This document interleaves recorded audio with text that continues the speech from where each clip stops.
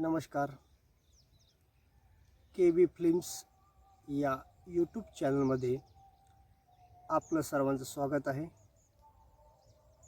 आपण आज नाटकाचे प्रकार याबद्दल थोडक्यात माहिती घेऊया.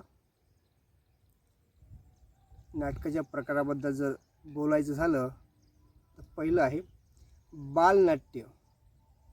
बालनाट्य म्हणजे लहान मुलांच्या सुप्त गुणांना वाव मिळावा या उद्देशाने ज्या नाटकाची निर्मिती केली जाते त्याला बालनाट्य असे म्हणतात. दुसरं आपल्याला सांगता येईल हौसी नाट्य.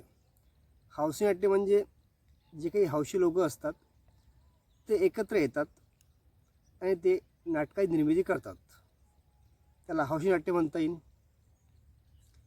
हौशी नाटकांमध्ये एकांकिका, 2 अंकी नाटक, 3 अंकी नाटक अशा अनेक नाटकांचा समावेश होतो.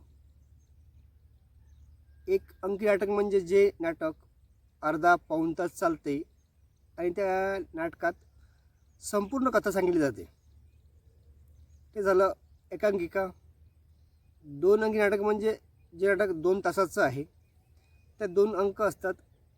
पहिले तासानंतर मध्ये मध्यांतर होतो, परत दुसरा तास चालू होतो. अशा 2 अंकात संपूर्ण नाटक पूर्ण होतं, त्याला 2 अंकी नाटक म्हणतात.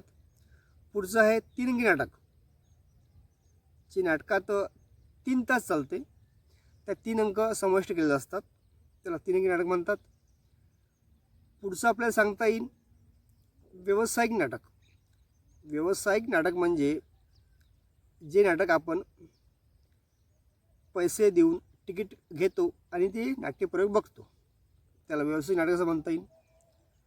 पुढचं जे नाटक आहे ते म्हणता येईल एक पात्री नाट्य. एक पात्री नाट्य म्हणजे एकच कलाकार अनेक भूमिका करतो.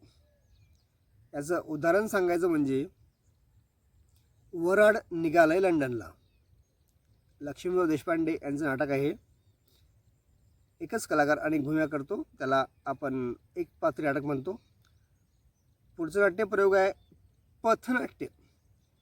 पथनाट्य म्हणजे जे नाटक रस्त्यावर केलं जातं, चौकात केलं जातं, एखाद्या बसस्टँडजवळ, रेल्वे स्टेशनजवळ जो नाट्यप्रयोग होतो त्याला पथनाट्य असे म्हणतात.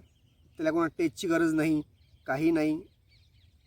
हे नाटक जे काही समाजातले समस्या आहेत त्या प्रमुखाने या नाटकात मांडल्या जातात, त्याला आपण पथनाट्य असं म्हणू.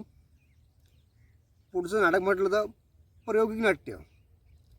प्रायोगिक नाट्य म्हणजे ज्यात समाजाच्या जे काही वेगवेगळ्या समस्या आहेत त्या प्रामुख्याने मांडल्या जातात, त्याला प्रायोगिक नाट्य म्हणतात. जे कॉलेजचे विद्यार्थी आहेत हे नाटकं जास्त प्रयोग करण्याचा प्रयत्न करतात, ते प्रायोगिक नाट्य आहेत. पुढचं म्हटलं तर वगनाट्य. वगनाट्य हे जे आहे तमाशा जो फड आहे त्यात याचा नाट्यप्रयोग होतो. अशी थोडक्यात माहिती नाटकाच्या प्रकाराबद्दल सांगता येईल. धन्यवाद.